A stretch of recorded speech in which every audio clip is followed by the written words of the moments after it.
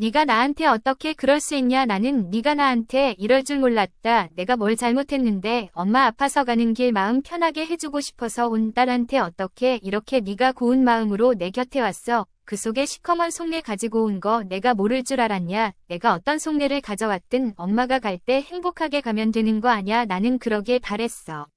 나로 인해 마지막 가는 길이 행복했음 바랬다고. 결혼 전에 그렇게 엄마 거 뜯어가지 못해서 안달났으면서 이제 엄마 죽을 때 되니 찾아와서 엄마를 끝까지 비참하게 하는구나. 내가 미쳤지. 엄마 같은 사람한테 내가 대체 뭘 바란 건가 싶다.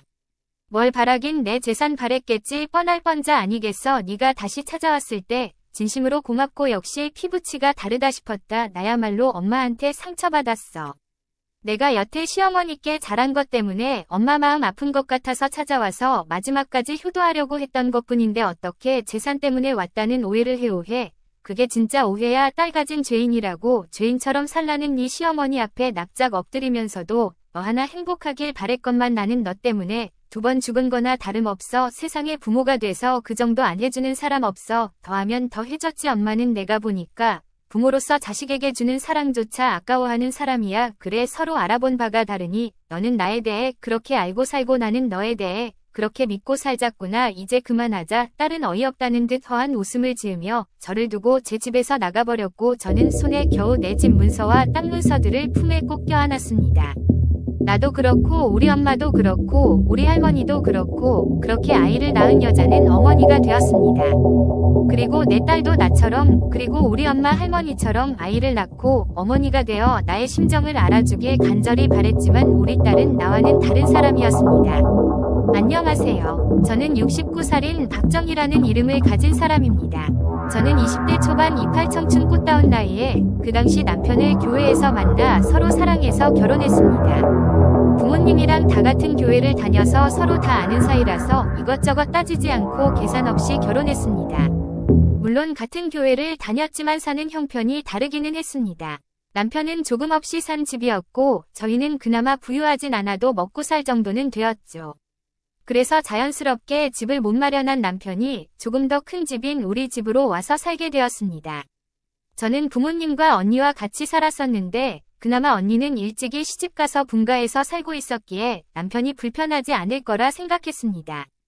저희 집에서 남편과 같이 살기는 했지만 홀로 사시는 친정어머니를 생각한다면 차라리 더 좋은 일이라고 생각이 들었습니다. 그렇게 저는 안정적으로 친정어머니 모시면서 남편과 더할 나위 없는 행복한 신혼생활을 보냈습니다. 그런데 저희 시부모님께서는 처음에는 집 해줄 형편이 안 된다며 저희 집에서 사는 것을 찬성하셨지만 결혼하고 나서 주변에서 무슨 얘기들을 들었던지 불안함에 딴 말을 했습니다. 권사님, 제 말 좀 들어보세요. 우리 아들이 그래도 정희보다 더 많이 배우고 똑똑한데 처갓살이 한다고 하니 다들 입방아에 오릅디다 어디 하자 있어서 그러는 거 아니냐고 하니 그게 무슨 말이에요. 우리 사이가 어디 하자가 있으면 우리 딸 짝으로 맞았겠어요. 애들이 결혼했는데 집이 없으니 우리 집에 평소 여유가 있어서 잠시 사는 건데 아무래도 안 되겠어요. 내가 우리 아들을 어떻게 키웠는데 그런 오해밖에 하고 싶지가 않네요. 그럼 사돈은 어떻게 했으면 좋으시겠습니까? 사돈네 반 우리 반에서 애들 집 한 채 해줍시다. 시어머니는 그리 제안을 했고 저희 엄마는 그 말을 듣고 당황스러웠습니다. 그때 당시만 해도 결혼하면 남자는 집 여자는 혼수 보통 이렇게 해오는 게 관행이었는데 양가 부모님끼리 힘을 모아서 저희 집을 해주자는 말씀이었죠. 저희 엄마도 옛날 과자 장사하면서 겨우 하루벌이하고 있었고 딸내미 혼수 해줄 것 다 해줘서 이제 큰돈 들어갈 일 없다. 마음을 놓고 있었는데 갑작스럽게 그리 얘기를 하니 말은 하늘의 날벼락이었습니다. 아이고 어쩌냐, 내가 지금 모아놓은 돈이 없는데 네 언니 시집 보낸 후 돈 좀 모은 다음 너 시집 보낼 걸 그랬어. 사위 집까지 해줄 능력은 없구나. 일단 나도 남편한테 잘 말해볼게. 엄마 너무 걱정하지 마. 몸도 안 좋은데 괜히 신경 써서 엄마 아플까봐 겁나. 저는 일단 엄마를 안심시켰고 믿을 건 남편뿐이었습니다. 허나 가재는 개편이라 시어머니가 그러니 남편하고도 사이가 별로 대면대면해졌고 심지어 집을 구하면 다시 살림을 합치라는 시어머니의 말에 남편은 결혼한 와중에 시댁으로 들어갔습니다. 시댁이 좁아서 불편하든 말든 처갓집 말고 시댁에서 지내라는 말씀이었죠. 이분 이 교회에서 신앙생활하며 좋은 인연으로 사돈까지 맺었는데 이해관계로 일이 부딪히게 되니 참 가슴이 답답하기는 했습니다. 친정엄마가 수중에 가진 돈이 그리 많지 않아서 집까지 못 해주겠다 하니 급기야 이것 때문에 이혼 얘기나 별거 얘기까지 나왔어요. 헤어지려면 자식 없이 빨리 정리하는 게 낫다며 어느새 양가 부부는 원수 사이가 되었을 때 그때 남편과 나를 구해준 것은 뜻밖의 생긴 제 딸아이였습니다. 제가 둔해서인지 4개월 만에 알았고 그 시점에는 남편이 나가기 직전이었습니다. 아기가 생겼다는 소식이 알려지자 남편과 시부모님께서는 혼란스러워졌고 그토록 밀어붙이던 이혼 얘기도 쏙 들어가서 끝내는 좋은 친정집 두고 단칸방 월세방에서부터 다시 시작하는 걸로 하기로 했어요. 어쨌거나 우리 둘의 아이가 좋은 타이밍에 생기는 바람에 저는 한시름 놓을 수 있게 되었고 몸은 고되었지만 뱃속의 아이 덕분에 양과 화합을 끌어내는 동시에 부부의 화합까지 굳건하게 되어 그야말로 효녀라고 생각했습니다. 제가 죄송합니다. 사돈 그렇지만 처갓살이 하는 아들에게 얼마나 능력 없으면 그렇게 살고 있냐라고 말을 들으니 제가 분이 올랐던 것 같아요. 그럴 수 있지요. 그래도 딸아이가 복덩이를 임신한 덕분에 우리가 다시 화해할 수 있어서 다행이에요. 아주 태어날 아이가 효녀입니다. 이제 저희 부부 문제는 저희가 알아서 해결할게요. 엄마도 저 장가 갔으니 제 일에 신경 쓰지 마시고 남의 말도 듣지 말아주세요. 소원대로 나왔으니 이제 열심히 돈 벌어 내 집 마련하고 살도록 하겠습니다. 이렇게 다 서로서로 풀게 되니 더 아이에게 애착이 갔는지도 몰라요. 어떻게 보면 원수가 되고 이혼녀가 될 뻔한 것을 막아주었으니 말입니다. 그리고 저는 꼬박 뱃속에서 10달을 채운 뒤 귀하디기한 첫 아이를 품에 안게 되었습니다. 똘망똘망한 제 딸아이는 눈이 왕방울만하고 속눈썹이 아주 긴 어여쁜 공주 같은 아이였습니다. 부모가 어디 예쁘거나 밉거나 하는 거 없이 참으로 평범한데 우리 딸은 장점만 물려받았던지 참 배우 뺨칠 정도로 예쁘게 나왔어요. 다만 몸이 약한 편이라 딸아이를 애지중지하게 길렀는데 잔병치레를 달고 살았고 음식도 잘 못 먹어 비쩍 말라 가녀리고 여리여리해졌습니다. 병약한 것과는 반대로 자랄수록 더 예뻐져 주변 사람들에게 배우하라는 얘기를 진작에 많이 듣기도 했습니다. 심지어 딸이 다니는 학교에서 영화 촬영했을 때 유명한 감독이라는 분께 따님 배우 시키면 어떻겠냐고 캐스팅까지 당했으니 그야말로 딸은 외모에 자신이 있었습니다. 딸은 어렸을 때는 총명했으나 자랄수록 자기가 예쁜 것을 안 후 공부는 뒷전이고 외모 가꾸기에 열을 올렸습니다. 미인방명이라는 말 있잖아. 나는 그 말이 너무 싫어. 나는 예쁘지만 오래 살 거야. 나를 가장 돋보이게 하고 잘 어울리는 남자와 결혼할 거야. 당연히 오래 살아야지. 우리 딸 엄마 아빠보다 더 오래 살아야지. 너는 우리 집안의 복덩이야. 엄마 아빠가 날 위해서 해줄 수 있는 건 다 해줘. 내가 잘 살아야 엄마 아빠도 행복하지. 남편은 병약하고 어여쁜 딸이 마냥 안쓰럽기도 하고 예쁘기도 했기에 고이 소중하게 보물처럼 아꼈습니다. 더군다나 무남동녀 외동딸이니 눈에 넣어도 안 아픈 딸이 되었지요. 저도 엄마기에 남편과 똑같이 딸을 예뻐하고 신경 썼습니다. 하루는 딸이 도시락을 놓고 갔길래 도시락을 전해주려 학교로 가려고 준비 중에 갑자기 저희 친정어머니가 장사하다 쓰러지셨다는 소식 듣고 홍비백산하여 병원으로 달려갔습니다. 위암 말기입니다. 몸 전체에 암세포가 퍼져서 쉽사리 손쓰기에는 어려울 것 같습니다. 아무래도 마음의 준비를 하시는 게 그게 무슨 소린가요? 저희 엄마 이제 막 환갑 지나신 분이에요. 근데 암말기라뇨? 어떻게 치료 방법이 없나요? 죄송합니다. 친정엄마의 병을 발견했을 땐 이미 손 쓸 수 없이 늦었기에 제대로 된 치료도 해보지 못하고 그 손을 도울 준비부터 해야 했습니다. 그때가 제 딸이 고등학교 2학년이 되던 해였지요. 지금처럼 뜨거운 여름날에 저는 청천벽력 같은 소리를 듣게 되었고 그 충격은 이루 말할 수 없었습니다. 이 소식이 전해진 뒤 남편도 딸아이도 시부모님까지 모두 저희 친정엄마를 위해 기도해 주었는데 정작 친정엄마는 전부터 자신의 병을 알고 있었고 손 쓰지 못할 거란 것도 알고 있었던지 정작 덤덤했습니다. 마른 입술을 파르르 떨며 제 뺨을 어루만진 친정엄마의 손이 아직은 따뜻했습니다. 올해 우리 딸이랑 손녀딸이랑 새하얀 벚꽃길에 가서 꽃구경을 하고 싶었는데 사는 것이 바빠 미처 말을 못한 게 한이 되는구나. 내게 시간이 언제까지나 길게 있을 거라고 큰 착각을 했어. 자식에게는 왜 일이 한없이 미안하다는 생각밖에 안 드는지 모르겠다. 그 말을 듣고자는 하염없이 울고 싶었지만 엄마에게 제 우는 모습을 기억하게 하고 싶지 않아 꾹 참았습니다. 제 딸은 할머니한테 안겨 울었는데 대신 울어주고 슬퍼해줘서 고마웠지요. 할머니 나랑 엄마랑 내년에 벚꽃 구경 꼭 같이 가자. 일본의 벚꽃이 그렇게 예쁘대. 나 그동안 용돈 많이 모아놨어. 그걸로 내년에 엄마랑 나랑 같이 처음으로 비행기 타고 벚꽃 구경 가자.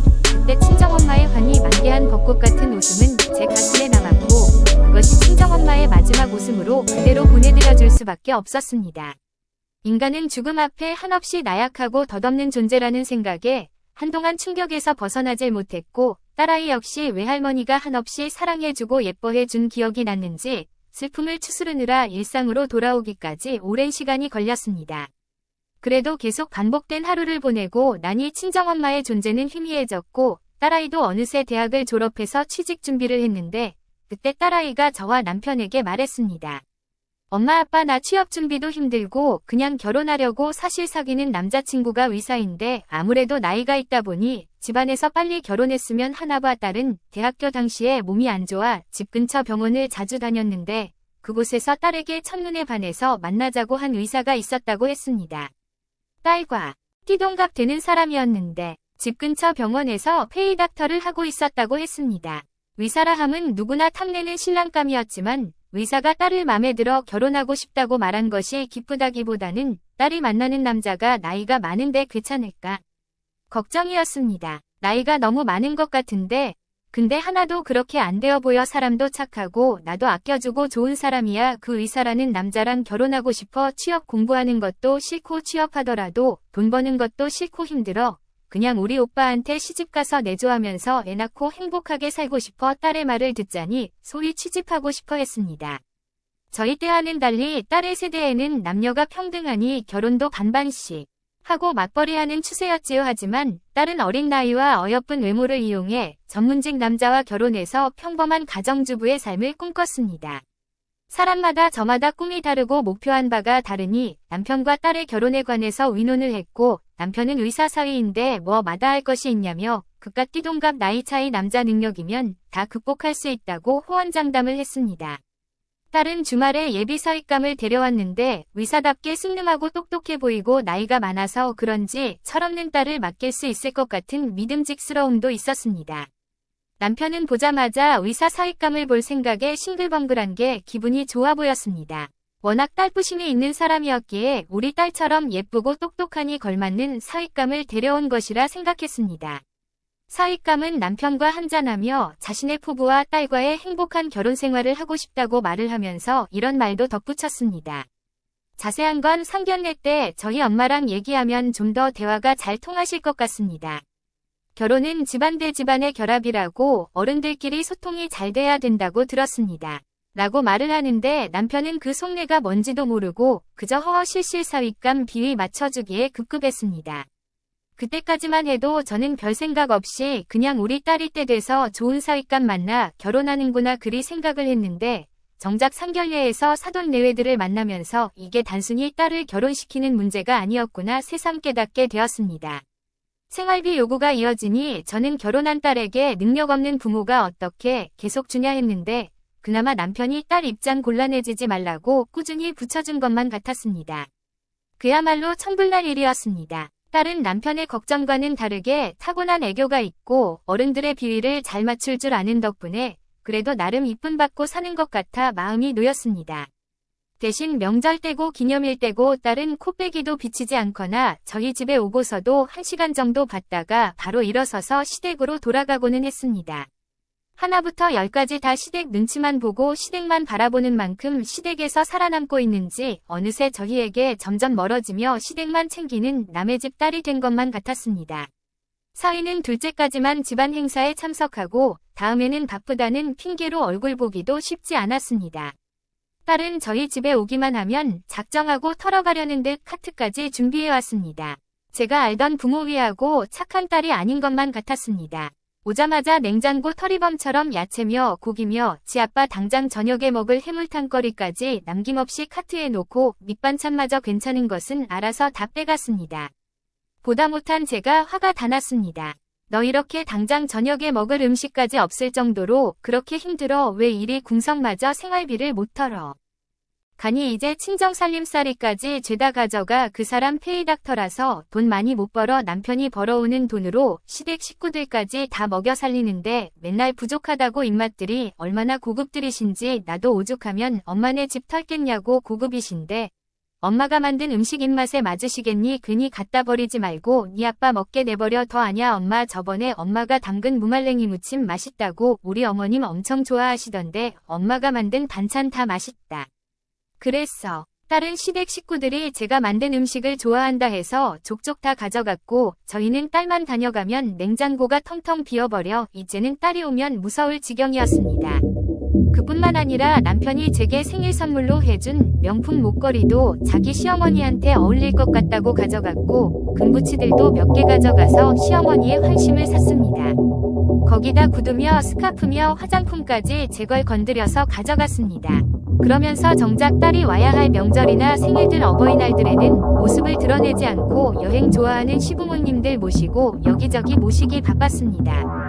그뿐만 아니라 어쩌다 식사 대접 하나를 하더라도 시부모님은 최고급 한우집인 반면 저희는 무한리필 갈비집을 데려가니 남편은 그러려니 넘긴 상황에 저는 너무 서운했습니다. 끝내는 그것 때문에 딸과 크게 싸움이 나고 말았습니다.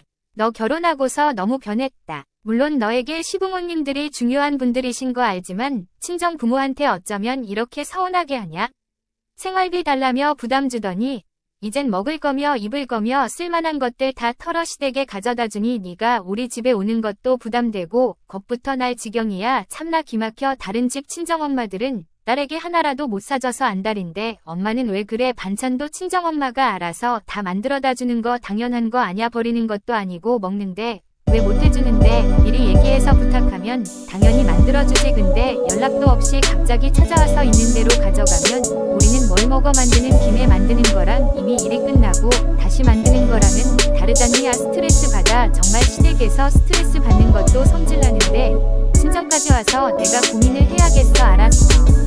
그렇게 내가 찾아오는 게 싫으면 다 관둬. 나도 엄마 아빠 얼굴 보려고 틈틈이 찾아온 건데 이렇게 되면 나도 안 하지. 딸은 제 말에 섭섭했던지 혼내지르고 밖으로 씩씩거리며 나갔고 저는 딸의 태도에 골머리를 쌓아놔야만 했습니다. 그런데 딸이 저와 다투어서 안 나타나니 제일 가슴 아파한 것은 남편이었습니다. 하나뿐인 무남동녀 딸 애지중지 키워서 시집 보냈기에 딸이는 것이 아니라 든든한 아들 같은 사위 들였다며 누구보다 좋아했어요. 근데 정작 2년을 제외하고는 사위의 모습은 보이지 않고 딸은 올 때마다 친정집에서 하나라도 뭐 더 갖고 가 저와 다투게 되니 정말 많이 속상해했습니다. 그게 속병이 되어서 그런지 남편은 언젠가부터 몸이 안 좋아져서 식사도 뜸하고 병원 신세를 지게 되었습니다. 그리고 얼마 안 있다. 저는 친정엄마에 이어서 두 번째 청천벽력 같은 일을 맞이하고 말았습니다. 남편이 병원 다녀와서 떨리는 목소리로 눈물을 흘려서 무슨 일인가 싶었는데 듣고서 저도 가슴이 철렁했습니다. 여보, 나 폐암이래. 폐암 3기라서 고칠 수 있을지 없을지도 모른대. 어떻게? 나 아직 손주도 못 봤는데 아직 죽기 싫은데 무서워. 여보, 남편은 제게 자신의 병을 밝히며 울먹거렸고 저는 그럴 리가 없다고, 세상에 담배 1번 안 태운 사람이 무슨 폐암에 걸리다니 말도 안 된다고 생각하고 다른 병원에도 정밀검사를 요청했습니다. 그런데 마찬가지로 다른 병원에서도 남편이 알고 있는 결과로 똑같이 나오게 되었고 그야말로 남편과 저는 믿을 수 없는 현실에 오열했습니다. 여보, 내가 반드시 고쳐줄게. 나만 믿어. 그래도 당신은 3기잖아. 우리 엄마보다도 빨리 발견했으니 분명 희망이 있을 거야. 그때보다도 의술이 발달했을 테니 분명 잘 될 거야. 남편은 이대로 손주도 못 알아보고 죽을 수는 없다고 저와 함께 힘을 얻고 기도하는 마음으로 적극적으로 병원 치료를 받았습니다. 삶에 대한 의지도 강하고 마음도 굳건했기에 저는 남편이 꼭 살 줄 알고 암에 좋다는 민간요법부터 한의학이며 몸에 좋다는 음식들까지 구해다주며 남편을 끌었지만 남편은 결국 독한 항암 치료만 받은 채 힘들어하다 목숨을 놓게 되었습니다. 남편을 잃으니 그야말로 제 인생 절반을 잃은 느낌이었고 저는 도저히 믿을 수가 없었습니다. 손주 못 안아봤다고 그게 아쉬워 살고 싶다던 내 아이의 아빠는 죽기 직전까지 딸을 보고 싶다며 딸의 손을 잡아보고 싶다고 그리워했지만 아무리 연락해도 딸은 남편 살아생전에도 죽어서도 나타나질 않았습니다. 장례식장에서 그토록 연락을 해드렸건만 딸도 사돈댁도 사위까지 모두가 짠 것처럼 연락도 안 받고 모습도 안 드러내었습니다. 저희 친척들도 딸과 사위가 없는 것을 보고 하나같이 수군거리며 욕을 하면서 저를 위로했는데 억장이 무너져도 수백 번 무너졌습니다. 장례식을 마친 후 남편을 보내주고서 저는 남편 없는 텅 빈 집에 들어왔는데 그때 그토록 안 받던 딸이 전화를 해왔습니다. 대체 무슨 말을 하려고 전화를 했나 싶어 전화를 받았더니만 궁색한 변명만 늘어놓았습니다. 아빠 잘 보내드렸지 연락 진작에 못해서 미안해. 근데 엄마 나 임신했어. 5년 만에 드디어 내가 엄마가 된 딸은 시집을 갔는데도 스트레스 때문에 그런가 애가 잘 들어서지 않은 상황이었고 들어섰는데도 두어 번 유산을 했다고 들었습니다. 그것 때문에 시댁의 눈치 보면서 갖은 노력으로 시댁의 비위를 맞췄는데 겨우 아이를 임신하게 되었다고 했는데 저는 그 말을 듣는데도 용서가 잘 안 됐습니다. 네가 어떻게 아버지한테 그럴 수가 있어. 사위는 남의 아들이라 그런다. 치자 너는 내 아빠 딸 아니었냐. 네 아빠가 너를 얼마나 예뻐하고 죽기 전까지 너만 찾았는데 애지중지하게 기른 아빠를 살아생전에도 안 오고 어떻게 장례식에도 안 올 수 있는 거야. 미안해 엄마 근데 어쩔 수 없었어. 우리 시부모님들도 첫 손주 임신 소식에 너무 좋아하셨어. 내가 이번 유산 경험도 있고 또 장례식에 임신 상태로 가는 거 아니라고 부정 탄다고 식구들 전화도 다 안 받은 거야. 나 되게 힘들게 가진 아이라서 안 좋다는 건 하고 싶지 않았어. 네 아빠가 얼마나 보고 싶어 했는 줄이나 알아. 마지막 길 떠날 때 네 얼굴 보고 싶다는 양반인데 손주 소식도 전해주고 얼굴이나 한번 보여주지 그랬어. 딸은 제가 화를 내자 미안하다고 하면서 시부모님이 아버지 장례식에 가는 걸 원치 않았다고 부디 나한테 이해를 해달라 하는데 오히려 그 얘기를 들으니 저는 딸이 더 괘씸해지며 용서할 수가 없겠더라고요. 그래서 저는 평생 딸을 안 보고 살기로 결심했습니다. 남편의 장례식에 안 온 게 제일 큰 이유였습니다. 어차피 시댁이랑 같이 살면서 친정 부모님들은 그저 남이나 다름없고 뜯어가기 바쁜 존재였을 텐데 이건 질투도 아니고 뭐도 아닌 그야말로 배신감이었습니다. 저는 결국 딸의 전화도 안 받고 비밀번호도 바꿔버리고 딸이 왔는데도 없는 척하고 문을 안 열어주니 딸도 눈치를 채고 더 이상 오지를 않았습니다. 처음엔 딸이 그걸 못 견디겠던지 주변 친척들이나 이모인 저희 언니 엄마인 저를 어떻게 해서든 다시 설득하려고 했으나 저는 더 이상 딸에게 아무 기대도 없었고 실망까지 느낀 나머지 제 자식으로 받아들이고 싶지 않았습니다. 딸만 저희를 부모라고 안 받아들일 수 있는 거 아니었습니다. 저희도 자식이 못하면 자식이 자식답지 못하면 충분히 자식을 거부하고 안 받아들이고 위절할 수 있다고 생각했습니다. 그래서 이제는 제가 자식을 버리기로 마음먹고 저는 이 세상에 저 혼자밖에 없다고 생각하며 이 악물고 살아나가기로 했습니다. 친정엄마도 없고 남편도 죽고 하나밖에 없는 자식까지 위절하니 세상 살맛이 나질 않았습니다. 가끔은 혼자 버티기가 너무 힘들어 종교에 의지하고 생전 키운 적 없는 강아지까지 키우며 외로움과 쓸쓸함을 달랬는데 외로움이 너무 짙어져서 그런가 우울증까지 겹치니 그나마 1시간 거리에 사는 언니가 저를 챙겼습니다. 너 점점 살이 빠지는데 괜찮은 거야. 소화 안 되면 죽이라도 먹어. 그러다 너 진짜 큰일 난다. 괜찮아. 요즘 좀 피곤해서 그런가 봐. 사는 약도 없고 세영이 때문에 그런 거면 생각하지 마. 너 세영이한테 충분하게 해줄 만큼 다 해줬어. 근데도 지 아버지 장례식장까지 등진 애인데 대체 뭘 바라겠다는 거야. 그런 거 아니야. 그냥 좀 몸이 안 좋아서 그래. 아무래도 병원을 한번 가봐야겠어. 그래 얘기 나온 김에 병원 1번 가자. 너 안색이 안 좋은 게 당장 쓰러져도 이상할 게 없어 보인다니까. 언젠가부터 힘도 없고 자꾸 살이 빠지는 것이 어디가 아프긴 한 것 같은 느낌이 들기는 했습니다. 모르는 게 약이다 싶어 무서워서 평소에는 얼씬도 안 하던 병원이었는데 착각이었는지 모르겠지만 그때 꼭 마침 어머니와 남편 같은 증상이 있는 것 같아 혹시나 몰라 가봤더니만 드디어 시시각각으로 조여왔던 제 순서가 오게 된 것이었습니다. 의사는 엄마와 남편에 이어서 저까지 그 몹쓸 암세포가 온몸에 퍼졌다고 했습니다. 옆에 있는 언니는 그 소리를 듣고 저를 붙들고 하염없이 울었는데 저는 정작 왜 그런진 몰라도 눈물도 나오질 않았습니다. 저는 그냥 이대로 엄마와 남편의 뒤를 따라가도 좋다고 생각이 들었습니다. 언니는 절대 포기할 생각하지 말라고 이 악물고 치료받으려 했지만 저는 정작 제 차례가 오자 아무 생각이 들지를 않았습니다. 그런데 죽음의 순간이 가까이 오니 하필 그렇게 남편 살아생전 오매불망 기다리던 말로만 떠들었던 재개발이 된다는 확정 전화를 받게 되었습니다. 재개발 이야기 나온 지 딱 10년이 되던 해였는데 제가 몹쓸병에 걸리고 재개발 소식에 전화를 듣게 되니 왠지 내 목숨과 바꾼 것 같은 재산이라는 기분이 들었습니다. 월세방부터 시작해서 하나하나 열심히 알뜰살뜰 모아 산 첫 아파트였습니다.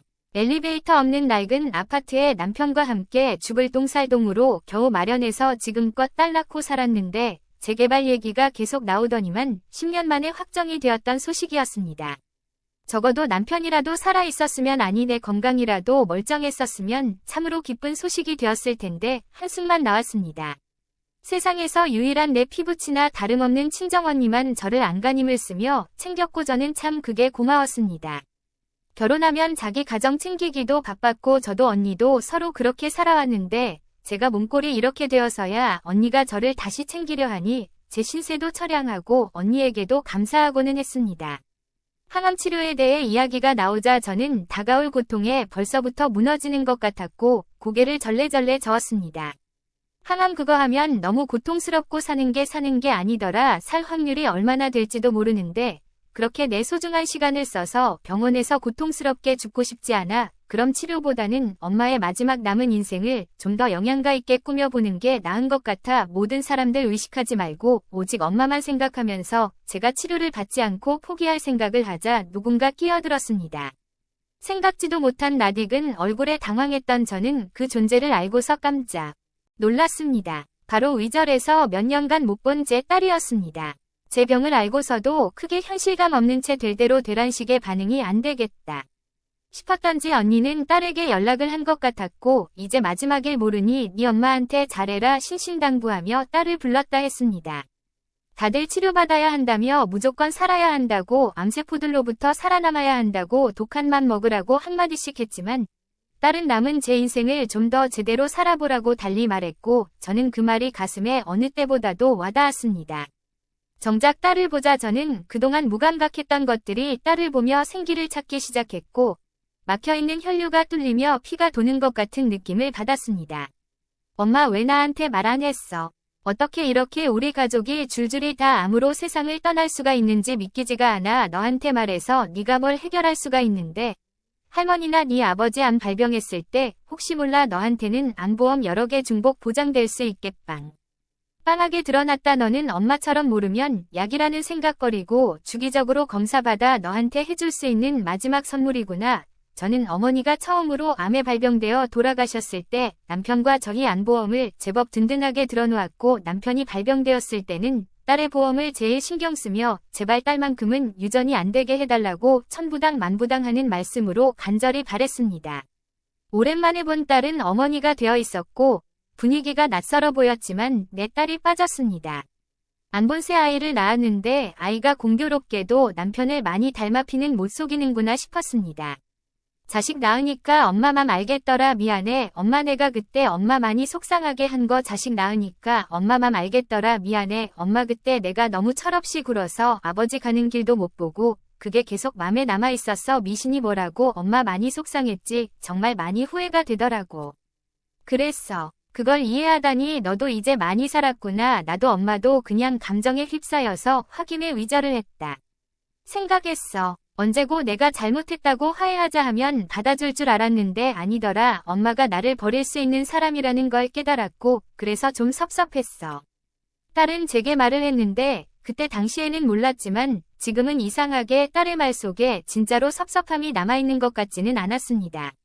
저는 딸에게 한숨을 쉬며 말했습니다. 엄마는 치료 안 받으려고 한다. 그냥 남은 시간이 별로 없다고 한다면 엄마는 그냥 하고 싶은 거 하다 가고 싶어. 딸은 내 말을 듣고 더 이상 아무 말 없이 저를 안아주었고 저는 그제서야 그간 참았던 감정들이 올라오면서 딸의 품 안에서 눈물을 흘렸습니다. 어찌 보면 이게 제 한으로 남았는지도 모른다는 생각이 들었습니다. 엄마가 갈 때 남편이 갈 때 다 제가 든든하게 버팀목이 되어주고 있었지만 제가 정작 갈 때는 아무도 나를 지켜주지 않는다는 사실이 불안했었던 것 같았습니다. 그리고 내가 믿고 싶은 딸이 나타나주니 비로소 생에 대해 미련이 남게 되었고 병에 걸린 것을 안 뒤 처음으로 살고 싶다는 생각을 하게 되었습니다. 딸은 저를 위해 참으로 헌신적으로 참 잘했습니다. 제가 이제 갈 날이 얼마 안 남았다 생각하니 생전 바쁘다는 말로 얼굴 한 번 안 보여줬던 사위조차도 나타나서 제게 효도하려는 것 같았고, 딸은 말할 것도 없이 손주랑 어김없이 찾아와 제게 좋은 추억을 남겨주려고 노력했습니다. 처음으로 딸이 시집간 이후에 시댁이 아닌 저를 챙겼고, 가까운 여행도 함께 가고 좋은 꽃구경 나들이나 생전 경험해보지 못한 고급 식당에도 데려갔습니다. 엄마 저기 야경 좀 봐. 너무 예쁘다. 여기는 우리 시부모님도 안 모시고 온 곳이야. 너무 비싸서 못 모시고 왔는데 엄마랑 같이 오니까 너무 좋다. 야경이 너무나도 멋진 높은 고급진 식당이었습니다. 호텔 코스 요리인데 한 사람당 50만원 가까이 하는 곳이라 분명 부담이 될 텐데도 딸은 제게 아낌없이 돈을 썼습니다. 진작에 남편 살아있었을 때 딸이 이토록 잘했으면 먼저 떠난 남편이 참 좋아했을걸. 남편의 살아생전 딸에 대한 그리움이 전해질 때마다 마음이 아팠지만 정작 제가 죽을 날을 받아놓고 보니 그 간절했던 마음이 더 전해져 왔습니다. 저는 딸과 함께 친정엄마와 남편이 고이 잠들어 있는 납골당에 가게 되었고, 곧 뒤따라갈 제 운명에 슬퍼하며 이제 만날 날 얼마 안 남았다고 말해주니 딸은 덩달아 눈물을 흘리며 저를 안아주었습니다. 아빠 미안해. 눈 감을 때 곁에 못 있어 줘서 다 내 잘못이야. 내가 아무것도 몰랐던 것 같아. 임산부 장례식장 가면 안 좋다는 소리에 어차피 내가 간다고 해서 아빠가 다시 살아올 것도 아니고 내 자식만 생각해서 끝까지 아빠의 가는 길을 보지 못했어. 정말 미안해. 용서해줘. 아빠 괜찮다. 괜찮아. 세영아니가 이렇게 후회하고 있으니 너희 아빠도 그 마음 알아주실 게다. 엄마도 그때 네가 원망스러웠는데 이제는 안 그러기로 했다. 엄마 내가 엄마 가기 전까지 다 도와주고 이루게 해줄게. 엄마만큼은 남은 인생 최고로 살았다. 생각할 수 있게 내가 다 해줄 거야. 딸은 지난 일을 진심으로 후회하는 것 같아 보였고, 저는 그 마음이 남편에게 닿기를 바랬습니다. 비로소 납골당에 다녀온 후에야 딸의 마음을 알아주고 용서할 수 있게 되었습니다. 딸은 이참에 저 혼자 있으면 안심이 안 된다며 아예 짐을 싸들고 집으로 들어왔는데 제가 걱정을 하니 사위랑 시부모님께 허락받았다며 웃었습니다. 손주도 보고 싶었지만 아무래도 아이라 신경이 쓰였던지 시부모님께 맡기고 왔다 했습니다. 엄마 버킷리스트 한번 적어봐. 엄마가 세상에 남아있을 때 꼭 하고 싶었던 것들 하나하나 다 적어보면서 이루려고 하자 딸은 제게 버킷리스트를 적으라며 수첩을 하나 내주었는데 지금 딸이 곁에 있으니 그것만으로도 좋아 아무것도 쓸 수 없었습니다. 그래도 아무거나 써보라는 딸의 말에 저는 곰곰이 생각해보고 들뜬 어린아이처럼 일목씩 메꾸어 나갔습니다. 써보니 참 별거 아닌 것들이었습니다. 이명웅 콘서트가 크루즈 여행 가보기 운전면허 따보기 요리 배워보기 운동해보기 참 많았고 딸은 사위와 함께 저를 위해 할 수 있는 것들은 다 해주려 했습니다.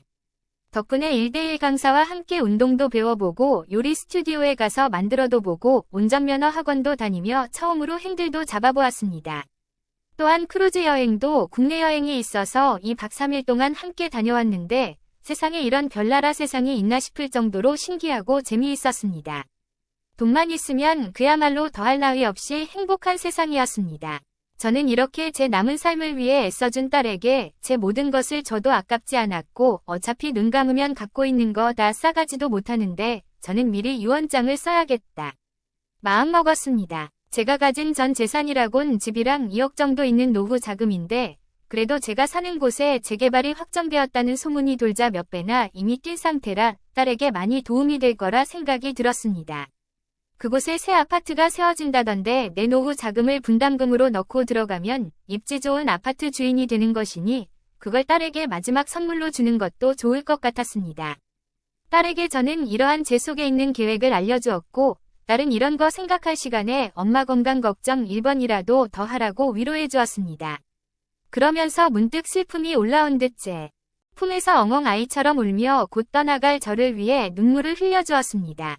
나를 이토록 걱정하는 딸을 잠시라도 외면했다는 게 미안했던 제 눈에도 눈물이 돌았습니다. 순간 저의 삶의 본능이 다시 한번 깨워졌고 저는 우는 딸을 붙들고 나도 살고 싶다고 하자 딸이 제 손을 잡으며 자기 뺨에 가져다 대었습니다.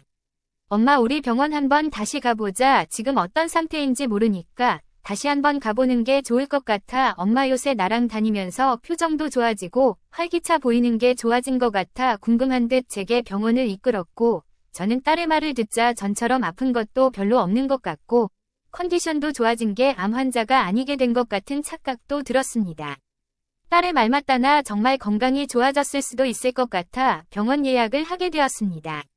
마침 제 담당 주치의가 해외로 1년 정도 연수를 가게 돼서 다른 분으로 바뀌게 되었는데 그 교수님이 제 검사 결과를 보면서 다시 재검사를 요청하셨습니다. 생을 포기할 작정으로 치료도 안 받고 약도 안 먹었는데 얼마나 나빠졌을까 하는 생각에 검사를 받고 결과를 기다렸는데 뜻밖의 놀라운 일이 벌어졌습니다. 아무래도 해외로 연수 가신 강 교수님께서 잘못 보신 것 같습니다. 이건 악성 종양이 아니라 양성 종양이고 점점 줄어들고 있는 게 그 증거입니다. 수술 안 해도 잘 줄어들고 있으니 그냥 추적 관찰만 하는 것이 좋을 것 같아요. 저는 의사의 말에 정신이 번쩍 들었고 딸 역시 결과를 듣고 입을 다물지 못한 채 멍하게 쳐다볼 뿐이었습니다. 한마디로 오진이라는 얘기였는데 저도 모르게 의사의 말이 안심이 되어 이제 살 수 있다는 생명의 한 줄기 빛이 제게 들어오는 것 같았지요. 살고 싶다라고 마음먹으니 정말 신께서 살 길을 열어주신 것 같아 너무나도 기뻤습니다. 그러나 딸은 제가 다시 건강해졌다는 기쁨보다는 오진을 한 의사에게 분노가 심했던지 이를 갈았습니다. 세상에 어떻게 사람한테 그런 오진을 내릴 수가 있어. 이건 말도 안 되는 일이야. 다른 것도 아니고 큰 병으로 어떻게 오진이 생길 수가 있냐고. 그래도 이 엄마 살 수 있게 됐잖니. 고맙다 딸. 엄마는 너 덕분에 삶의 희망을 얻었어. 그래도 오진 덕분에 너를 다시 볼 수 있게 되었고 너의 진심을 알 수 있게 됐잖니. 하지만 딸은 여전히 분통이 터졌는지 씩씩대었고 병원 자체를 못 믿겠다며 혹시나 모르니 다른 병원에 가보자 해서 다른 권위 있는 병원까지 가서 정밀검사를 받았습니다. 결과는 같았어요. 진이라는 결과를 받았고 그것으로 인해 안보험 든 것들 진료비 같은 것도 다 물어줘야만 했지만 하나도 아쉽지 않았습니다. 딸은 제가 살아 돌아왔다고 하니 기뻐할 줄 알았건만 생각보다 뜨뜻미지근한 반응이었습니다. 아니 오히려 얼굴이 어두워지며 카드 명세서를 보고 한숨을 푹푹 쉬기 시작했습니다. 이 카드값 다 어떡하냐고. 엄마 마지막인 줄 알고 다 해주고 싶었는데 이게 뭐야?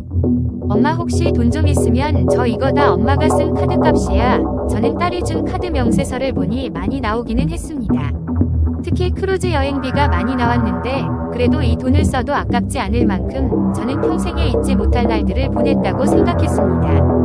하지만 딸의 입장은 또 달랐나 봅니다. 죽을 줄 알았던 엄마의 마지막을 위해서 딴에 노력했는데 제가 살았다고 하니 그게 아까워진 모양이었습니다. 저는 그것이 참 서운했습니다. 딸의 허탈한 심정을 이해하려면 이해할 수도 있었지만 저 같으면 안 그랬을 것 같았습니다. 그냥 딸이 아무 조건 없이 오진이든 뭐든 제가 살 수 있는 것만으로도 기뻐해주고 좋아해줬으면 얼마나 좋았을까 싶었는데 그건 제 희망사항에 불과했다는 걸 알았습니다. 항상 조심조심하니 저를 위하며 집안일도 다 자기가 하며 끔찍하게 챙겨주었는데 그때부터 제게 고무장갑을 내밀며 엄마 살림 엄마가 알아서 하라는 듯 지난달 동안 집안이란 것도 억울해하는 것 같았습니다. 무엇보다 살떠왔던 딸이 까칠해지고 성질을 내기 시작하면서 저는 딸의 눈치를 보며 살게 되었고 무엇보다 저는 딸의 마지막 효도에 숨어 있었던 어마어마한 의도를 알게 되면서 경악을 금치 못하게 되었습니다.